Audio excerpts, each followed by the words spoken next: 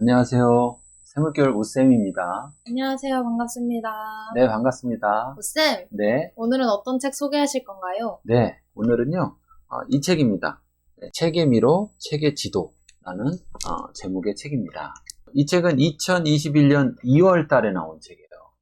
지난달에 나왔으니까 신간이죠. 네. 네, 그리고 먼저 알려드릴 게 있습니다. 제가 책 소개하는 것은 내돈내산인데요. 네. 그래서 뭐 출판사라든지 저자로부터 어떤 협찬을 받아서 책을 소개하는 거는 아닙니다. 그래서 만약에 협찬이 들어오면 그러면 이제 제가 알려드리고 공지를 하고 그렇게 소개해야 되는데요. 오늘 소개하는 이 책부터 앞으로 3주간 3번에 걸쳐서 소개하는 책들은 구독자분께서 책값을 협찬하셨습니다.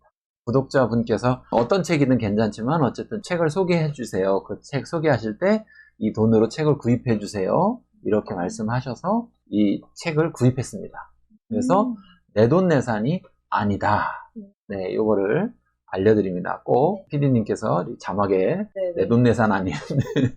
그렇다고 광고도 아니고요. 그렇죠.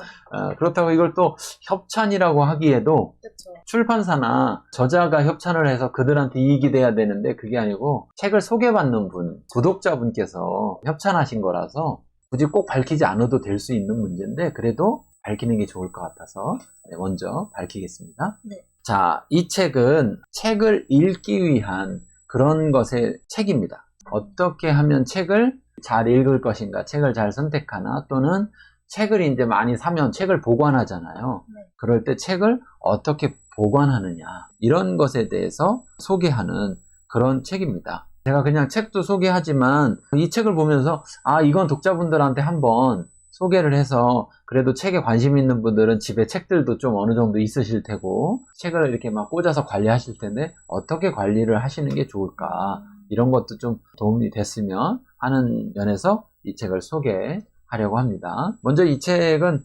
들어가며 라는 부분에 보면 책에 관한 책을 선보임, 이렇게 제목을 달아놨습니다. 그래서 여기의 내용을 조금 제가 읽어드릴게요. 네.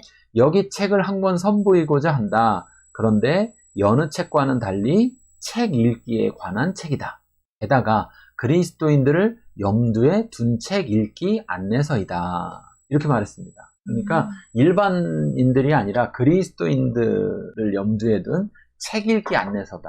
이렇게 소개하고 있고요.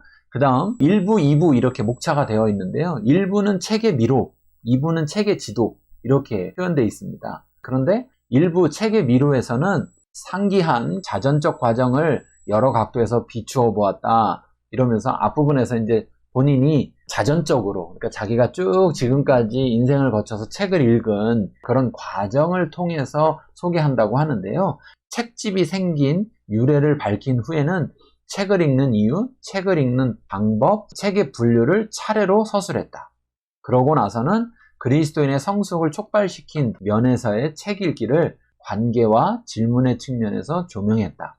마지막 한 권의 책은 성경 읽기와 책 읽기의 상관성에 관한 내용이다 라면서 저자 스스로 책 내용에 대해서 이렇게 설명을 해주고 있습니다. 그 다음에 두 번째, 2부 책의 지도는 그야말로 주제별 책 소개가 주된 목표이다. 그래서 2부에서는요, 주제별로 책들을 소개하고 있습니다.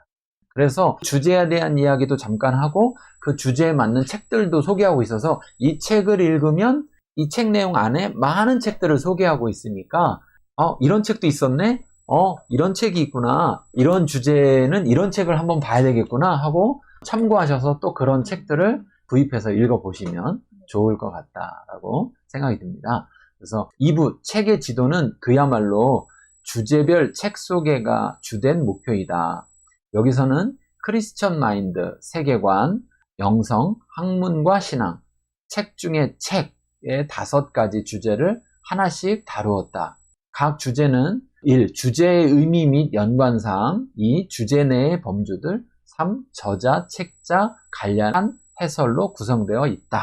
이렇게 저자가 스스로 이 들어가며라는 부분에서 이 책이 어떤 내용들을 담고 있는지 소개하고 있습니다. 혹시 여기 지금 들으시면서 좀 처음 듣는 단어, 특별한 단어, 뭐 이런 거 들리지 않으셨어요? 여기 일부에서 보면 네. 이런 단어가 있어요. 책집, 네. 책집. 비슷한 단어는 들어봤을 거예요. 책방. 아, 우리가 책방이라는 말 들어봤죠? 네. 요즘은 안 쓰는데, 요즘은 서점, 뭐 이런 말을 쓰는데, 옛날에는 서점이라는 말 대신 책방이라는 말을 많이 사용했죠, 옛날에는. 그쵸. 자, 그런데 여기는 책방이라고 안 하고 책집이라는 말을 썼어요. 어떤 느낌일까요? 책집의 집이 혹시 집을 뜻하는 건가요? 어떤 집이요? 자기 집. 하우스. 네. 네. 무슨 말이냐면, 책을 위한 집, 책이 있는 집.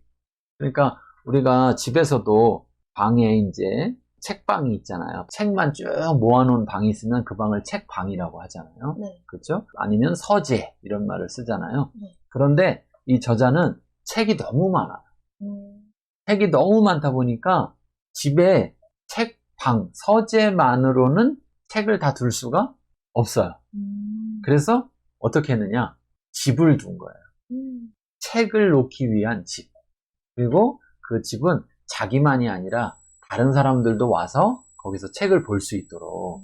그래서 저도 이걸 보면서 저도 좀 책집 하나 있으면 좋겠다. 아니면 안 되면 책방이라도 하나 좀 있으면 좋겠다. 무슨 말이냐면 집에 있는 방이 아니라 책을 위한 다른 별도의 방이 있어서 누구든 책을 읽고 싶은 사람들이 와서 이렇게 보면 좋겠다. 그쵸. 이런 생각이 들었어요. 왜냐면 책은 많은데 항상 그 책을 또 읽고 또 읽고 하는 건 아니거든요. 그쵸. 그래서 그 책을 또 버릴 수도 없고, 네. 그래서 누군가 필요한 사람에게 줘야 되는데 또 똑같은 문제가 생기죠. 그 사람도 또 책을 그쵸. 많이 소유하면서 그래서 몇 사람과 함께 책집을 하나 만드는 것도 괜찮겠다.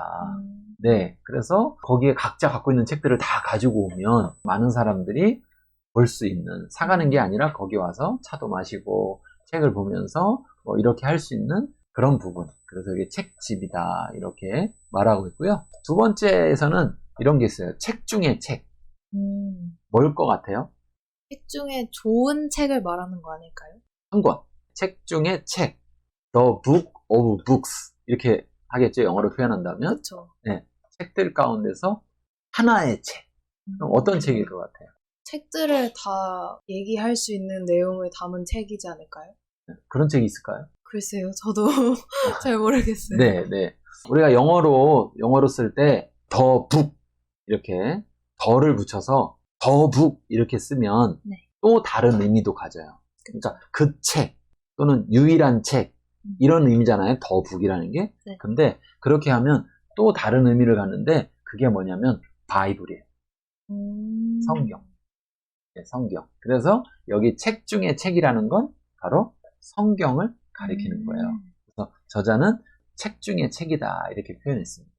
자, 그러면 책에 1부, 2부 나눠져 있는데 내용들이 어떤 내용들이 있나 좀 소개해 볼게요. 네. 1부에서는 책집의 탄생, 왜 책집이 탄생했는지 나는 책을 모으면서도 동시에 경계한다 이렇게 제목을 붙였고요. 책의 호출, 책을 집어드는 이유가 늘 같지는 않았다.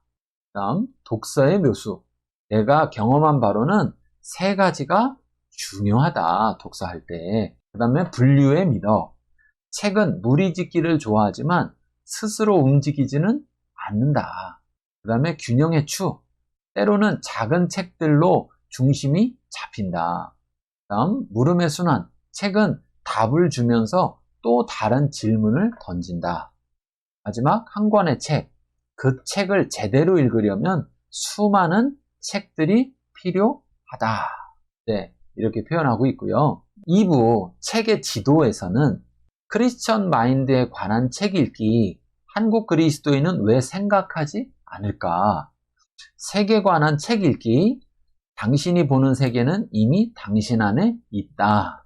그 다음 영성에 관한 책 읽기, 오해를 풀고 이제는 훈련해서 길러야 할 역량이다. 학문과 신앙에 관한 책 읽기, 진리는 진리로 수렴한다. 그리고 마지막 책 중에 책에 관한 책 읽기, 성경을 외롭지 않게 더 가깝고 정확하고 풍성하게. 이런 제목들로 이 책의 내용, 1부, 2부의 책의 내용들을 소개하고 있습니다. 네. 어떠신가요? 이 책 읽기의 내용 쭉 들어봤는데 뭐 이 중에서 와닿는 부분, 이건 뭐지? 이런 부분이 있었나요? 이분이 책집을 만들 정도로 네. 책이 엄청 네. 많다고 하셨잖아요. 네.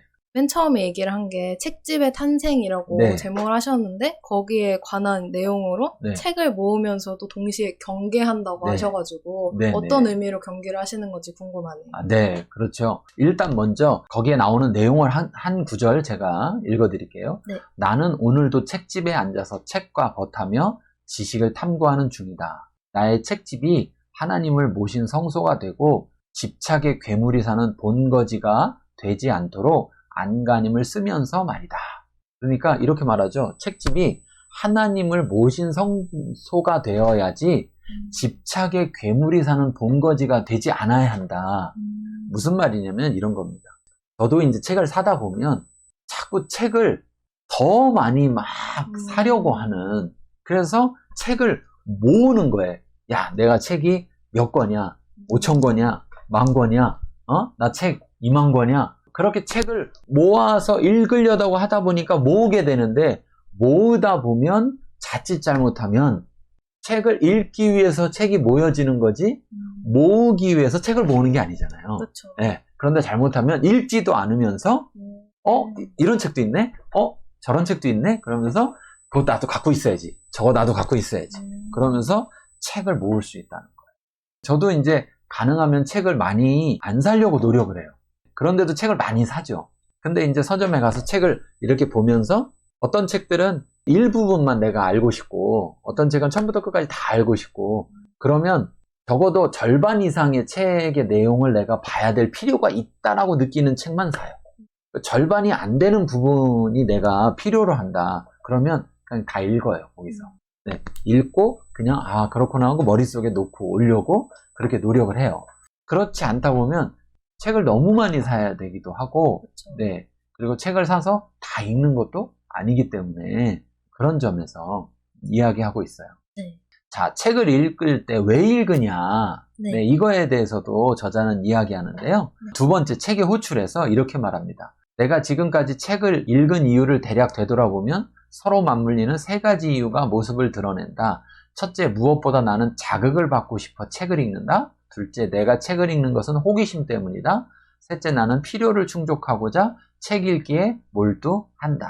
그러니까 책을 읽으면서 내가 이런 걸 몰랐구나. 내가 이런 또 새로운 걸 알게 되는구나. 이런 자극 때문에도 읽고, 그쵸. 또 호기심 때문에 뭔가 궁금한데 몰라요. 근데 책에 나오니까 그 책을 또 읽게 되고, 그쵸. 네. 왜 어린아이들이 읽는 책 중에 Why라는 책이 있잖아요. 네. 그런 것처럼 호기심에 또 읽기도 하고, 내가 뭔가를 채우기 위해서 그 필요한 것들을 위해서 읽기도 한다. 네. 그래서 저자는 이런 많은 부분들을 이 책에서 이야기하고 있습니다. 자, 어떠세요? 오늘 좀 짧은 시간이라 많은 내용을 소개하지는 못했는데, 네. 이 책 어떨 것 같아요? 책에 관심이 많은 사람이라면 네. 이 책에 더 관심이 많이 갈 것 같아요. 네. 책집이 있는 네. 저자께서 어떻게 네. 책을 말하고 계신지를 네, 꼭 네. 알아봐야지 될 것 같습니다. 네, 그리고 이제 뒤에 2부에서는 책도 많이 소개하고 있으니까요. 그쵸. 꼭 사서 보시면 도움이 될 것 같습니다. 네. 그러면 오늘 책 소개 마치고 다음에 뵙겠습니다. 감사합니다. 감사합니다.